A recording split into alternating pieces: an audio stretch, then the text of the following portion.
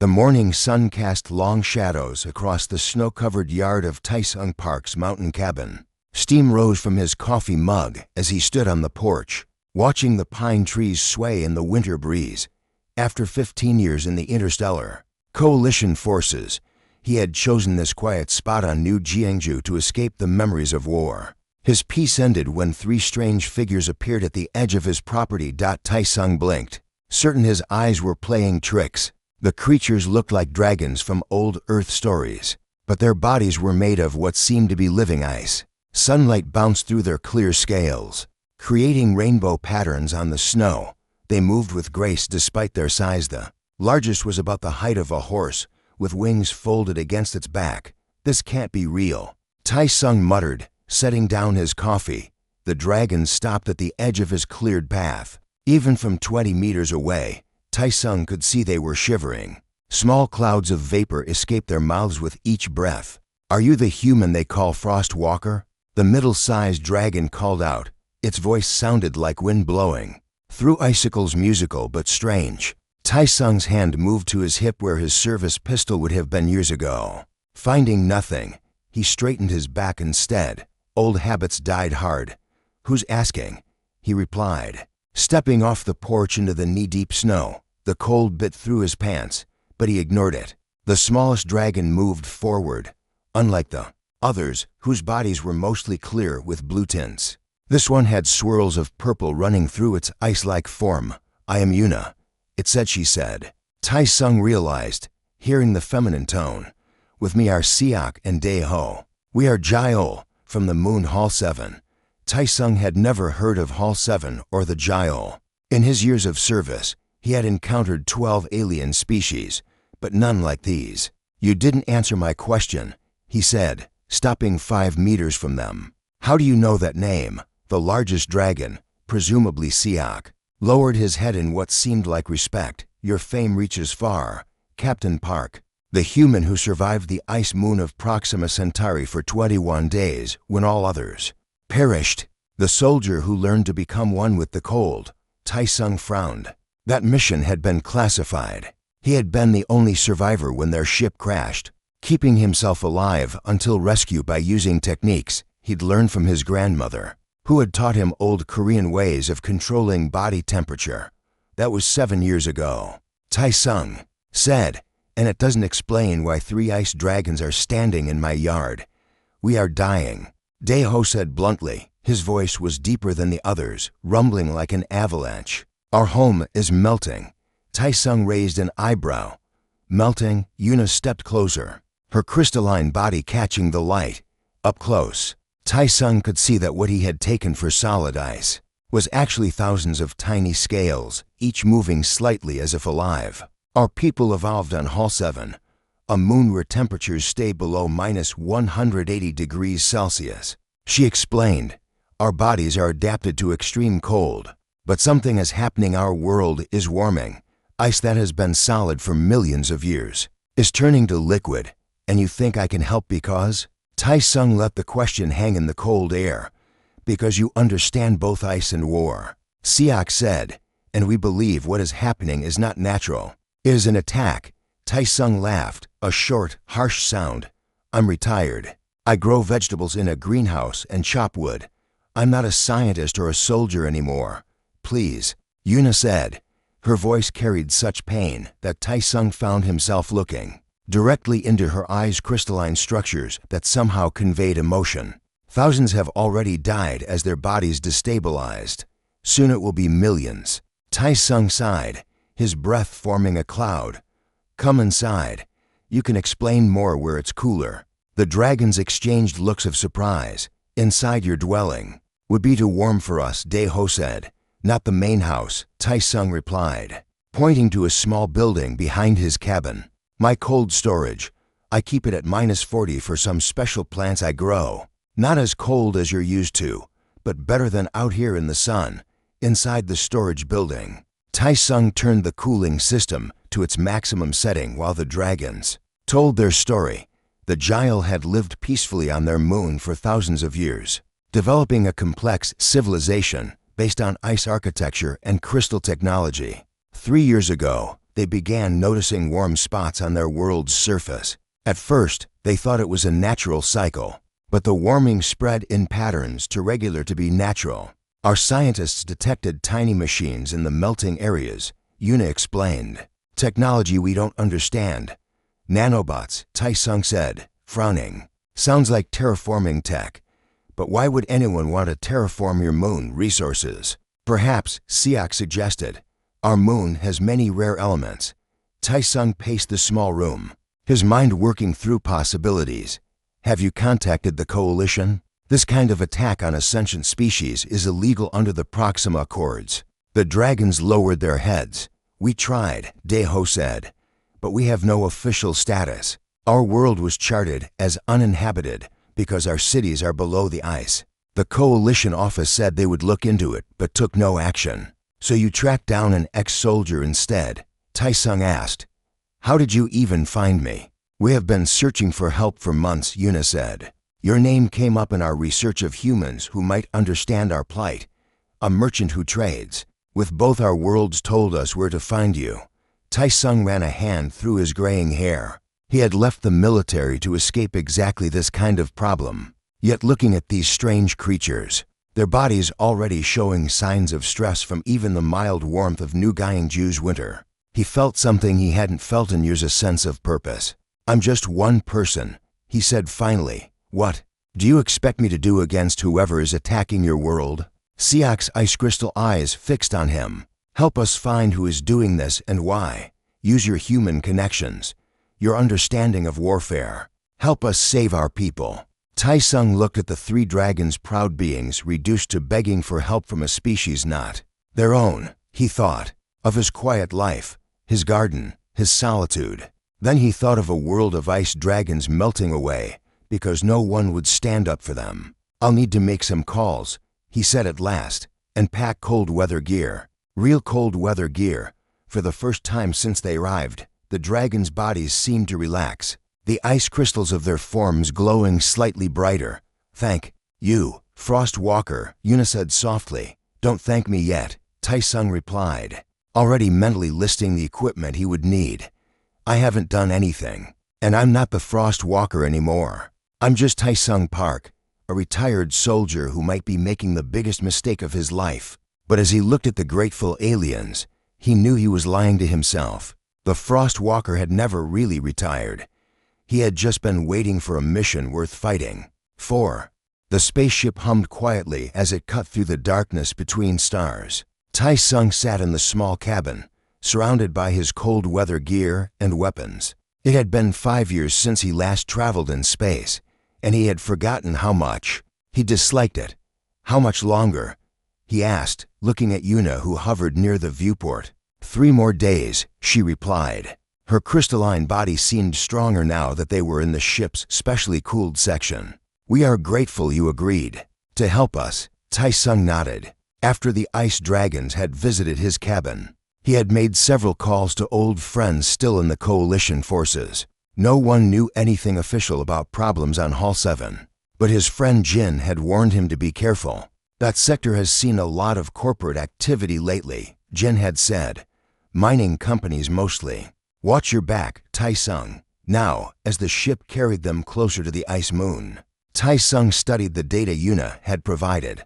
Hall 7 orbited a gas giant in the Epsilon Indi system, about 12 light-years from Earth. Its normal surface temperature was around minus 190 degrees Celsius, cold enough to freeze oxygen solid. Perfect for the Gyal, deadly for humans. Tell me more about your people, Tai-Sung said, partly out of curiosity and partly to pass the time. Siak, who was piloting the ship, turned his large head. What do you wish to know? How did you evolve? How does your society work? I've never heard of crystal-based life forms before. Deho, who had been quiet for most of the journey, moved closer. Our ancestors began in the methane seas when Hall 7 was warmer, millions of years ago. When the great cooling came, we adapted. Our bodies formed crystal structures that could withstand the cold. We are not truly made of ice, Yuna added.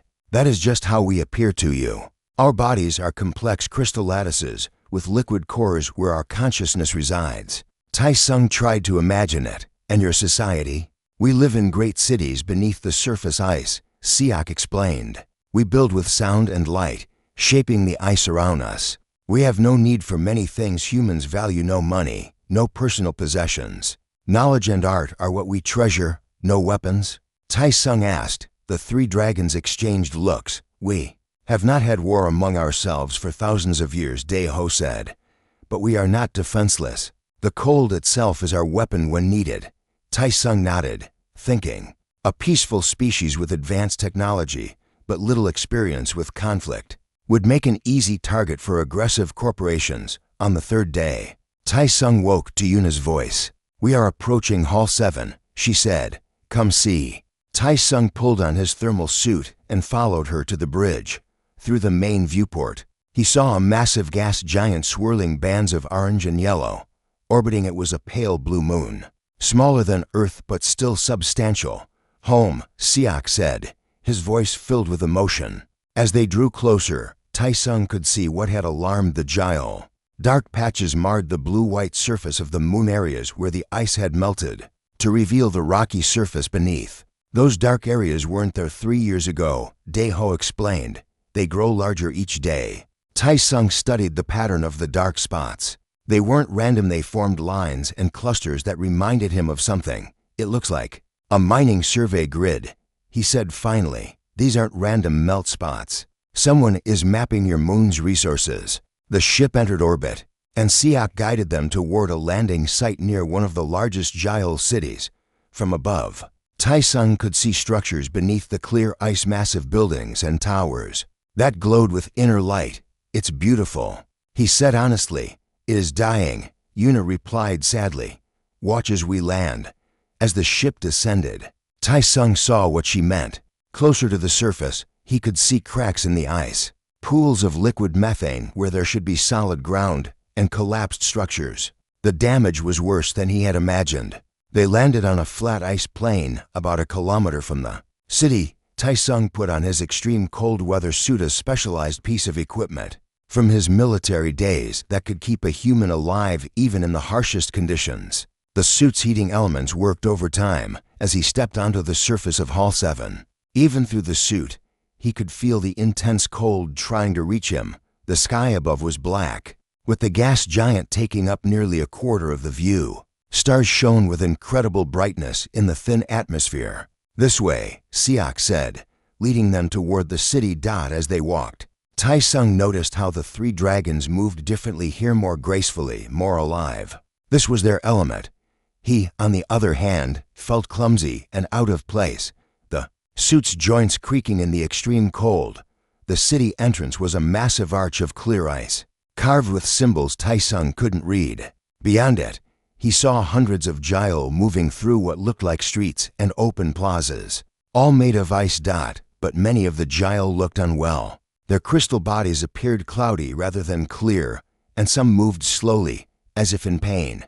The warming affects us physically, Yuna explained, seeing his gaze. When the temperature rises even a few degrees, our crystal structures begin to destabilize. It is painful. A group of gyal approached them. Unlike Tai Sung's three companions, these dragons wore what appeared to be decorative crystal formations on their bodies, perhaps a sign of status. You bring a human to our sacred city, one of them asked, ice spikes rising along its back in what Tai Sung guessed was anger. Elder Hyan.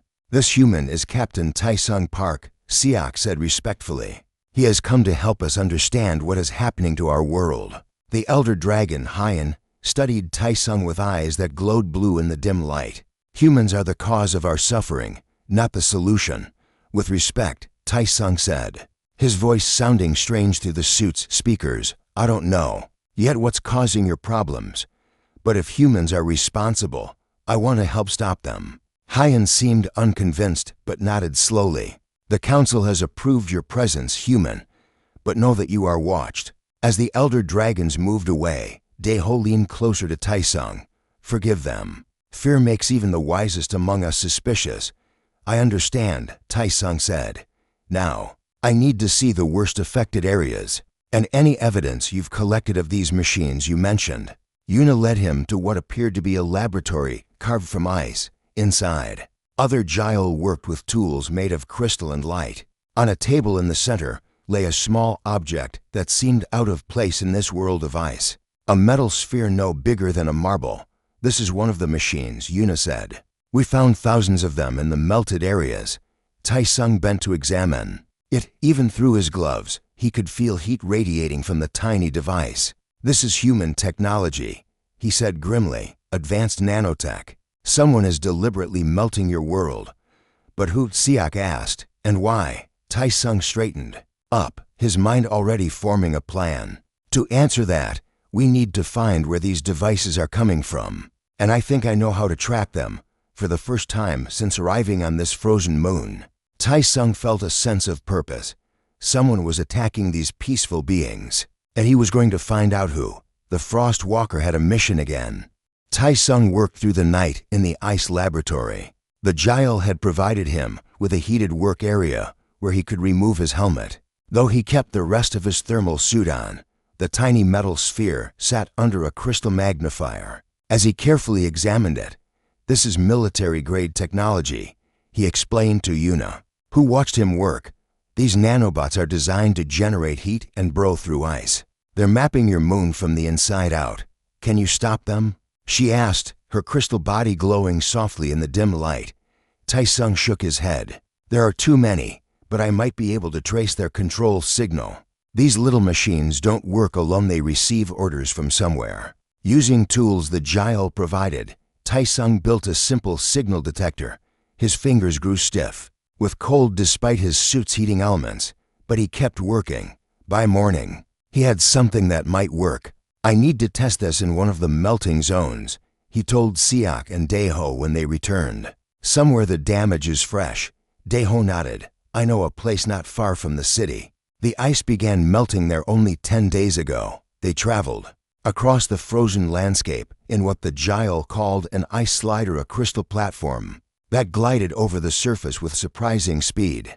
Tai-Sung held tight to a railing as the wind whipped past his suit. The gas giant loomed large in the black sky, its swirling storms visible even from this distance. The melting zone was easy to spot, a dark patch about half a kilometer wide where the ice had thinned, enough to reveal the rocky surface beneath. Pools of liquid methane and ammonia had formed in the lowest areas, their surfaces reflecting the starlight. "Stay back," Tai-Sung warned as he approached the edge of the melted area. These nanobots might be programmed to target Giles life forms. He carefully stepped onto the melting ice, feeling it shift under his weight. His detector began to beep almost immediately. "I'm picking up a signal," he said into his helmet communicator. "It's coming from that direction." He pointed toward a mountain range in the distance. Suddenly, the ice beneath him cracked. Tai-Sung tried to jump back, but his heavy suit made him too slow. He plunged into a pool of liquid methane up to his waist. Warning alarms blared inside his helmet. The extreme cold of the liquid was overwhelming his suit's heating systems. He felt the deadly chill seeping through, his legs going numb almost. Instantly, Tai-Sung, Yuna called out, moving toward him. "Stay back," he shouted. "The ice is too thin." Using all his strength, Tai-Sung pulled himself from the pool. His lower body was covered in a layer of frozen methane that cracked as he moved. The suit's temperature readings were dropping dangerously. Daeho slid forward on his belly, spreading his weight across the ice, and extended his tail. "Grab on." Tai-Sung clutched the crystalline tail and felt himself being pulled to safety. Once on solid ice, he checked his suit.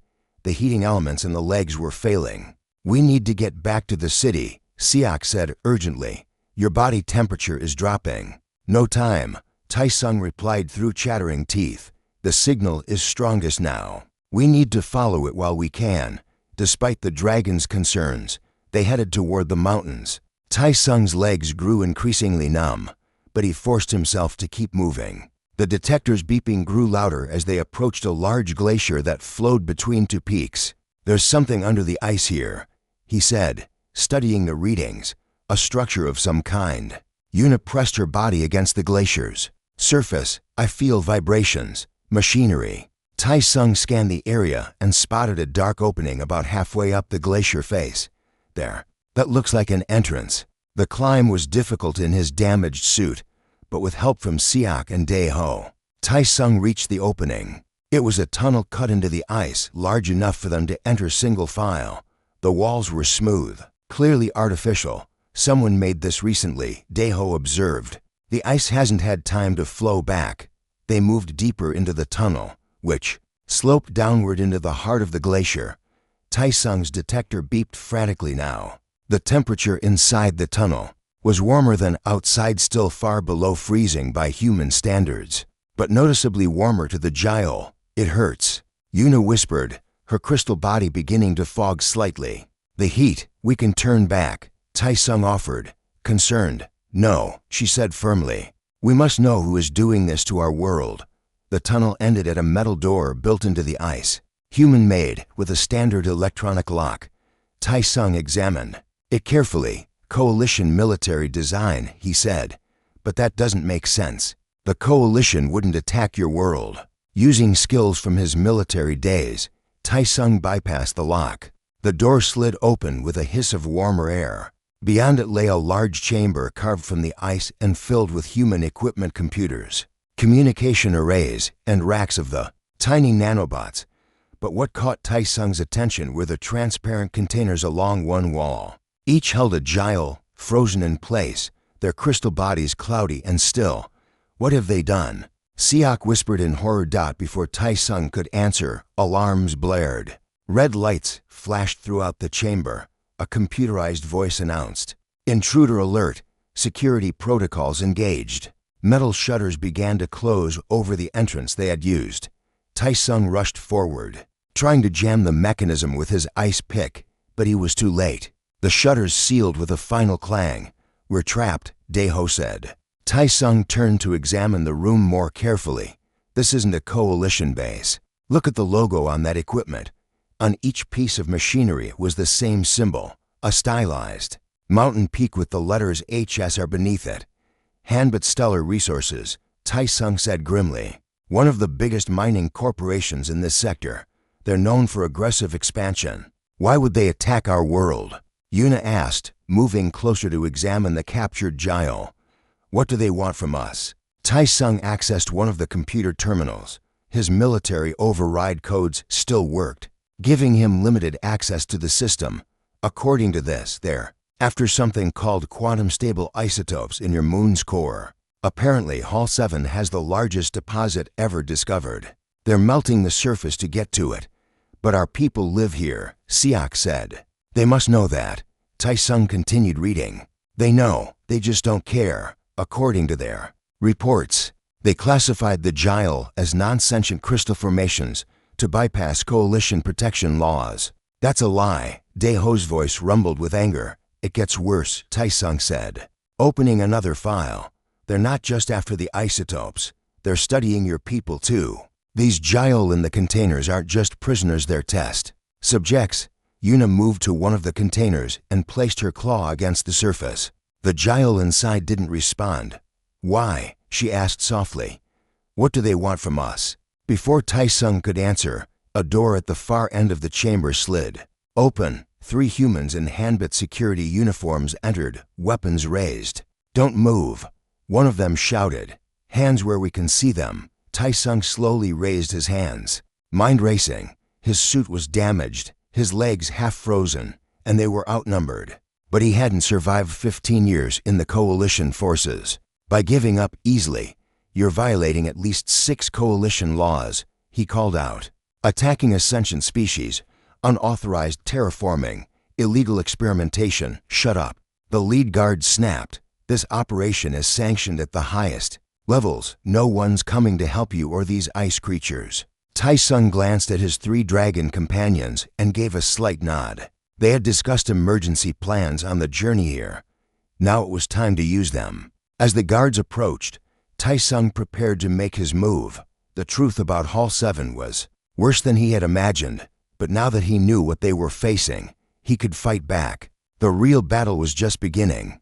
I said don't move, the lead guard shouted, his weapon pointed at Tai-sung's chest. Tai-sung kept his hands raised, but shifted his weight slightly. Despite his damaged suit and numbed legs, Years of combat training had taught him to never show weakness. "You're making a mistake," Tai-sung said calmly. "I'm Captain Tai-sung Park, Coalition Forces, retired. This operation violates the Proxima Accords." The guard laughed. "Coalition has no authority here. This moon is Hanbit property now." While the guards focused on Tai-sung, Yuna had moved closer. To the ceiling, the Gyal could climb on ice as easily as humans walked on flat ground. Siak and Daeho spread out slowly, their crystalline bodies blending with the icy walls. "Why are you experimenting on the Gyal?" Tai-sung asked, trying to keep the guards' attention. "What could you possibly gain from torturing them?" The lead guard stepped closer. "That's classified information. Now, you're coming with us. The boss will want to know how you found this place." Tai-sung gave a slight nod. It was the signal they had planned out in an instant. Yuna dropped from the ceiling onto the shoulders of the rear guard. Her cold body made the man scream as frostbite immediately set in where she touched his exposed neck. Simultaneously, Daeho and Siak rushed the other two guards from opposite sides. Tai-sung lunged forward despite his stiff legs, tackling the lead guard. They crashed to the floor, the guard's weapons sliding away. The man was younger and stronger, but Tai-sung had experience. He locked the guard's arm in a painful hold. "Call off your friends," Tai-sung demanded, "or I'll break it." The fight ended quickly. The guards, unprepared for the cold-based abilities of the Gyal, were soon subdued. Tai-sung used zip ties from his equipment belt to secure them. "We need to free the captured Gyal," Siak said, moving toward the containers. Tai-sung examined the control panel. "Wait, we don't know what state they're in. Opening these containers incorrectly might kill them." He turned to the lead guard. "How do we safely release them?" The man spat on the floor. "I'm not telling you anything." Daeho moved closer, his crystal body glowing with an intense cold that made the air around him crystallize. "You will tell us, or I will freeze the blood in your veins." Fear flashed across the guard's face. The green button starts the release sequence, but it takes hours. They've been in stasis for months. Tai-sung pressed the button, and lights on. The containers changed from red to yellow. "We'll come back for them right now. We need to find out exactly what Hanbit is doing here." He moved to the main computer terminal and began searching through files. His military training had included hacking enemy systems, and the corporate security was less sophisticated than military encryption. "Here it is," he said after several minutes. "Project Ice Dragon. Hanbit discovered that the Gyal's crystal bodies contain natural quantum computing structures more advanced than anything humans have built." "What does that mean?" Yuna asked, looking over his shoulder. "It means your bodies don't just allow you to live in extreme cold. They're also incredibly advanced computers. Hanbit isn't just after the isotopes in your moon's core. They're harvesting your people to study and replicate your quantum structures." Siak's crystal spines rose in anger. "They're killing us for our bodies, essentially." "Yes," Tai-sung continued reading. "According to this, they've already shipped dozens of specimens to their research facility on New Singapore. They're trying to create synthetic versions of your crystal matrices for computing technology." Daeho moved to one of the containers, placing a claw against the surface. "Our bodies are sacred. They are part of our consciousness, not tools for humans to exploit." Tai-sung downloaded the files onto a portable drive. "This is evidence we can take to the Coalition. Hanbit is violating every protection law in the books." A new alarm suddenly blared through the facility. A computerized voice announced, "Security breach detected. Facility lockdown initiated. All personnel report to emergency stations." "They know we're here," Tai-sung said. "We need to move." "There's more," Yuna said, pointing to another screen. "Look at these deployment schedules." Tai-sung examined the data and felt his blood run. Cold despite his thermal suit, they're accelerating the melting process. According to this, they plan to increase nanobot deployment by 500% in the next week. That would melt nearly a third of your world's surface in a month. Our people would die by the thousands. Siak said that Tai-sung made a quick decision. "We need to shut this place down now. Yuna, can you and Siak find the nanobot control system? It should be in this facility somewhere." "What about you?" Yuna asked. "Daeho and I will find the communication array." We need to send this evidence to the coalition immediately. They split up, moving quickly through the facility. Most of the human workers seemed to have evacuated when the alarm sounded, leaving the corridors empty. Tai-Sung's legs were beginning to regain feeling as his suit slowly recovered. But each step was painful. Daeho led the way, his superior senses allowing him to detect humans before they came into view. They avoided security patrols before finding the communication center, a room filled with equipment connecting the base to orbiting ships, and presumably to Hanbit headquarters elsewhere. Stand guard, Tai-Sung told Daeho as he sat at the main console, using his military codes. Tai-Sung bypassed the communication lockdown and established a secure channel to coalition headquarters. He uploaded the evidence they had gathered along with a brief message explaining the situation. Captain Park to Coalition Command. Emergency situation on Hall 7. Hanbit Stellar Resources conducting illegal operations against sentient species. Requesting immediate intervention.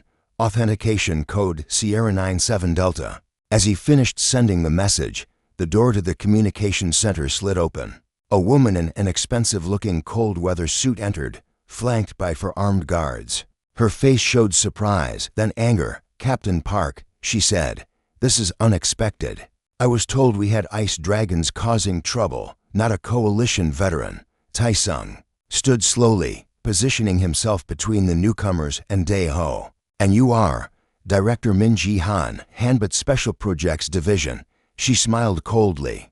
The person whose operation you're interfering with, your operation is illegal, Tai-Sung replied. The Gyal are a sentient species protected under coalition law. Director Han laughed. The Gyal are walking computers that happen to look like dragons. Useful resources, nothing more. The coalition approved our survey of this moon years ago. For mining, not genocide, Tai-Sung said. I've sent all your files to Coalition Command. They'll be here within days. Something flickered across the director's face. Concern, perhaps, or calculation. Days we can use to clean up this misunderstanding. Take them both. The guards raised their weapons, but before they could fire, the lights in the facility flickered and went out. Emergency lighting came on, bathing everything in red. A computerized voice announced, warning, critical system failure. Cooling systems offline. Temperature rising. Tai-Sung smiled. Looks like Yuna and Siak found the control center. Director Han's face twisted with anger. Shoot them. As the guards prepared to fire, Daeho moved with surprising speed. His crystal body glowed with intense cold as he charged the group. The temperature in the room plummeted so rapidly that the guards' weapons froze in their hands. Metal parts cracking. In the confusion, Tai-Sung tackled Director Han. They fell to the floor. Struggling, despite her smaller size, she was strong and fought viciously. She managed to pull a small pistol from her belt and aimed it at Tai-Sung's face. Before she could fire, the entire facility shook violently. The sound of cracking ice echoed through the corridors. What have you done? Director Han screamed. Tai-Sung knocked the weapon from her hand. I think your facility is about to have a very cold problem. The truth was, he didn't know exactly what was happening, but he suspected Yuna and Siak had done more than just shut down the controls. As the facility continued to shake, Tai-Sung knew they needed to move quickly. The real fight for Hall 7 was just beginning. The entire facility shook again, ice cracking with sounds like gunshots. Tai-Sung pulled Director Han to her feet, keeping a firm grip on her arm. What did your friends do? She demanded, fear replacing her earlier confidence. Before Tai-Sung could answer, Yuna and Siak rushed into the communication center. Siak's crystal body was damaged, with cracks running along one side. We destroyed the nanobot control system, Yuna explained quickly. But we also found something else. They were using the captured Jeel's bodies to power their equipment. We freed them. You fools, Director Han shouted. Those containment systems were the only thing keeping this facility stable. The released energy will collapse the entire glacier, as if confirming her words. A large piece of ceiling crashed down nearby. The temperature was dropping rapidly as the facility's heating systems failed. We need to evacuate, Tai-Sung said. Daeho, can you find a way out?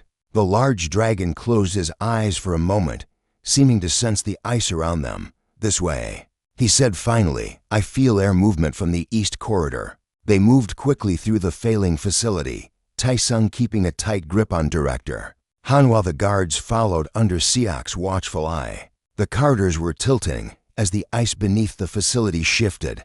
In some places, the walls were already closing in as the glacier began to reclaim its space. "The captured Jiol?" Tai-sung asked as they ran. "Most were too weak to move," Yuna said sadly. "We placed them in safe locations where their bodies can recover naturally in the cold. Some were beyond saving." They reached a large storage bay with a ceiling that had partially collapsed, creating an opening to the surface. Cold, fresh air poured in, painful for the humans, but revitalizing for the Jiol. "We can climb out there," Daeho said, pointing to the opening dot as they prepared to escape. A loud explosion rocked the facility. Fire alarms joined the already blaring security alerts. "The power core," Director Han said. "It's going critical. This whole place will be vaporized in minutes." Tai-sung looked at the frightened guards and the arrogant director. Despite everything they had done, he couldn't leave them to die. "Siak, Daeho, help the humans up first," he ordered. "Their suits won't protect them if that core explodes." The dragons hesitated only briefly before moving to help. One by one, they lifted the guards up to the opening. When it was Director Han's turn, she looked at Tai-sung with confusion. "Why are you helping us? We would have left you to die. That's the difference between us," Tai-sung replied simply. Once all the humans were safely out, the dragons helped Tai-sung climb through the opening. His damaged suit made the climb difficult, but with their help, he made it to the surface. They emerged onto the glacier's face just as a massive explosion rocked the mountain. A plume of steam and debris shot into the air as the facility collapsed. In on itself, the group moved quickly away from the unstable area, sliding down the glacier to safer ground. In the distance, Tai-sung could see ships descending from orbit. Hanbit reinforcements, no doubt. But there was something else, the distinctive shape of coalition peacekeeping vessels. "Looks like my message got through," he said with satisfaction. Director Han saw the ships too, and her face paled. "This isn't over, Captain Park. Hanbit has friends in high places." "So do I," Tai-sung replied, "and mine believe in justice." The first coalition ship landed about a kilometer away. Troops in blue uniforms poured out, securing the area. Among them was a familiar face, Commander Jin, Tai-sung's old friend. "Tai-sung," Jin called out as he approached. "Your message caused quite a stir at headquarters. We came as fast as we could."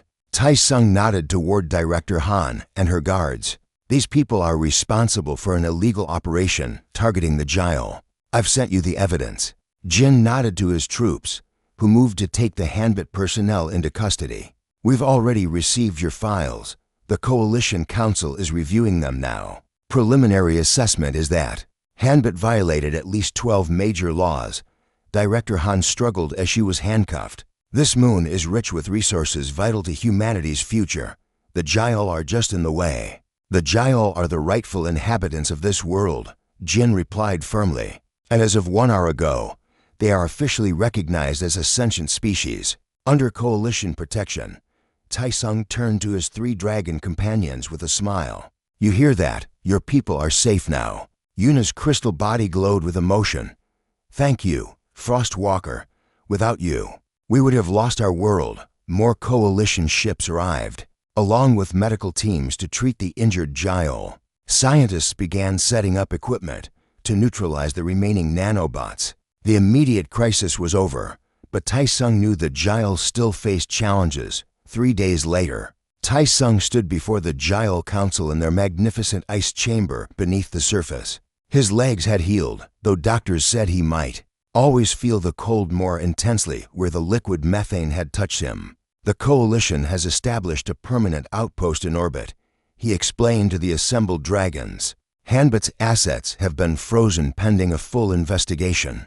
The nanobots are being systematically destroyed." Elder Hyan, who had been suspicious of Tai-sung at first, bowed his crystal head. "We owe you a debt we cannot repay, human. You saved not just our lives, but our entire civilization. There's more." Tai-sung continued. the Coalition scientists, have confirmed. What Hanbit discovered your crystal bodies contain natural quantum computing structures, far beyond our technology. But unlike Hanbit, they want to learn from you, not exploit you. What does this mean for our people? Siak asked. It means the Gyal are now recognized as the most technologically advanced species in known space, Taisung said with a smile. The Coalition is offering a formal alliance protection for your world in exchange for sharing your knowledge on your terms, of course. The council chamber filled with the musical sound of Gyal voices as the dragons discussed this. News, finally. Elder Hyan spoke. We will consider this alliance. But first, we have a gift for you, Taisung Park. Yuna stepped forward, carrying a small crystal that glowed with inner blue light. This is part of our collective memory, she explained. It contains our history, our art, our understanding of quantum physics. We want you to share it with your people not as a weapon, but as a bridge between our worlds. Taisung accepted. The crystal, feeling its cold fire against his palm, unlike before. The cold didn't hurt, it felt right somehow, as if his body had adapted. I'll make sure your story is told, he promised, and I'll be back to see how you're doing. As he prepared to leave with the Coalition ships, Deho approached him one last time. The name Frostwalker suits you well, the dragon said. You walked between two worlds, one of warmth and one of cold, and found a path for both to exist together. Taisung looked out across the icy landscape of Hall 7. The dark patches were already beginning to refreeze as the nanobots were neutralized. In the black sky, the gas giant loomed large, its swirling storms a reminder of the beauty and danger of space.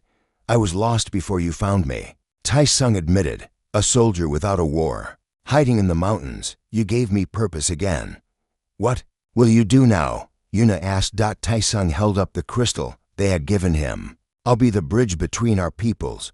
The Frostwalker has a new mission. As his ship lifted off from the healing ice world, Taisung looked down at the glittering crystal cities below. The dragons of ice would continue to thrive among the stars, and he would help ensure their story was heard throughout the galaxy. Some would call it a miracle that these frozen alien dragons had found their way to his remote cabin. Taisung preferred to think of it as destiny.